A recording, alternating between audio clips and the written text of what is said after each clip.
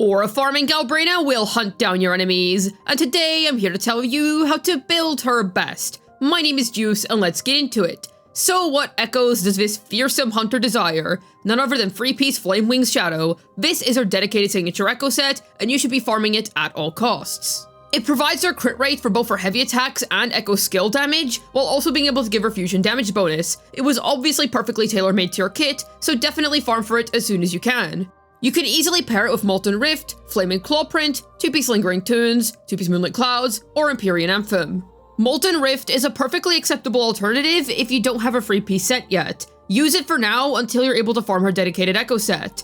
Replace it when possible ideally, however this is still going to work fine for you. As for Galbrena's main stats, simple. Go for 4 cost crit percent, 3 cost fusion percent, 3 cost fusion percent, 1 cost attack percent, and 1 cost attack percent.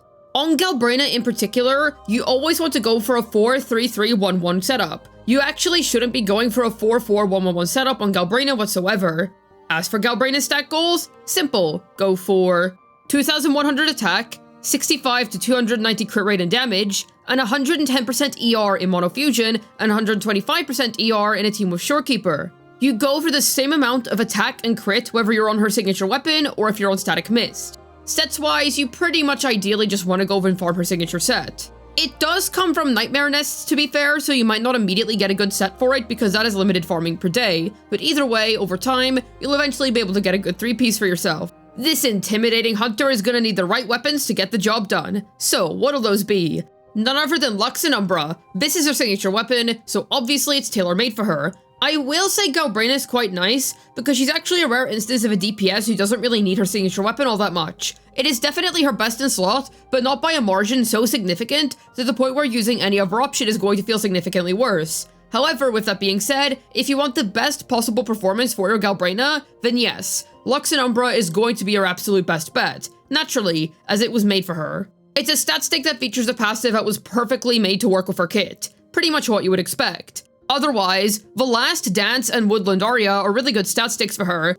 In terms of stats, they give good stat sticks, but they don't really give anything in terms of their passives. You're basically just using them because they're good 5-star weapons that are able to get the job done just fine. Obviously, don't go out of your way to pull these for Galbrena specifically. However, they're going to be great alternative options if you happen to have them on hand. And even though these weapons just don't have anything else going for them in terms of what they do for Galbrena, they're still going to be really good alternatives if you don't have a signature weapon. Otherwise, you can use Static Mist instead. This is a really nice case where the character actually ends up working really well on the standard banner weapon. It seriously gains value in Monofusion teams, because that means you're going to be able to pass on attack to the next Resonator that you swap into, which if you're playing Monofusion, that is very likely to be Lupa, who does really good personal damage herself, thus making this a really nice weapon when it comes to overall team performance. And because it provides a good amount of base attack and crit rate, it doesn't actually end up hurting Galbrena's own damage all that much. So because of this, you end up having a really strong free-to-play friendly weapon option that ends up serving the entire team quite well. And because of this, Galbrena ends up being pretty free-to-play friendly whenever it comes to your gear options. Because while her signature weapon is definitely her best in slot, it's just not needed by any means, because you're able to get by on Static Mist so easily. All around, Galbrena has a pretty decent selection of weapon options, and I would say in terms of recent main DPSs that we've gotten, Galbrena has to be one of the most forgiving characters that we've had in a long time. She genuinely doesn't demand her signature weapon all that much, which I would say in Wuthering Waves is quite a blessing. So if you're unable to get the weapon but you're still able to get the character, then I actually wouldn't worry all that much. You don't really need to be turned off of pulling for her because you're still very much going to be able to utilize her. Yet who's going to be siding with this hunter? Well, as of now, her best in slot team is going to be the Monofusion team. This would consist of her replacing Changli in the usual Monofusion team slot. Now, this is likely to change whenever Choyuan comes out. This is just her best in slot team on release. And in future, I personally expect Choyuan to become her new best in slot teammate whenever it comes to her hypercarry teams. But for now, her best use case is replacing Changli in Monofusion. She does more damage than her, while still suiting the team's rotation just fine. You still cycle through this team the way you normally would. Lupa into Brant, and then Brant into, instead of Changli, Galbrena this time. It's a very highly performing team, and it honestly ends up doing quite well. It does also end up being an upgrade to the regular Monofusion team, if that's something that interests you. Like I said, later down the line, we can expect Choyuan to be a really good hypercarry support for her.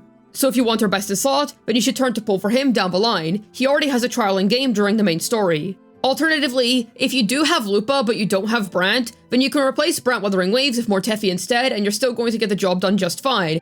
Alternatively, if you don't have access to Brant or Lupa in general, then instead you could opt to use Forlova or Yuno instead as a second slot teammate. They're definitely not going to be anywhere near as strong as the other two, however, they're still going to be usable alternative premium options. Example teams include the Devil Hunter, Brant Wuthering Waves, Lupa, Wuthering Waves Nero, Yuno or Forlova, Shorekeeper or Verena, or a Farmer, Mortefi, Verena. You get the idea, you have plenty of different teams that you can work with, and eventually we're going to be getting Choyuan down the line as well. Yet how do you play Galbrena?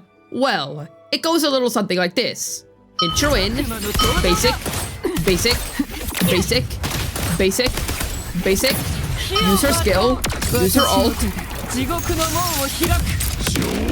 basic, basic, basic, basic, basic, basic, basic, and then swap out. To be honest, I think this is genuinely one of the most simple rotations that any Wuthering Waves character has had in a very long time. Literally 90% of it is just using her basic attack. I feel like it's kind of foolproof, and you really shouldn't be messing this up all this much, even if you're not that good at the game. The animations definitely look cool, but the gameplay itself is not that complex. So all things considered, you should honestly be fine in most situations, even if you're somebody that's not really that good at executing rotations. I will add that is technically something nice about her. If you're somebody that's not really a fan of really complicated rotations, or you're just not really good at playing harder characters, Galbrena might be the one for you, because her rotations are so simple. Alright, so, what is Galbrena's Forte Priority? Well, go for this. You definitely want to level up her Forte circuit first, because it's where the main meat of her kit lies. Basically, most of her value lies there, as a lot of her basic attacks are within her Forte after you use her ult. Make sure that you invest into her well. After all, she's a main carry, and she's definitely going to enjoy the resources. And friendly reminder that it's always worth crowning the most important abilities on a Wuthering Waves character, because it is quite a big increase that does add up. Do you wish to fund this fearsome Devil Hunter? Then let's talk sequences. Her S1 might look really big on paper, but it's actually not really all that big of a deal. It is nice, it's just nothing crazy. If you end up stumbling upon a double of her in a 10 pull, I'd say you could definitely be happy about that because her S1 is good.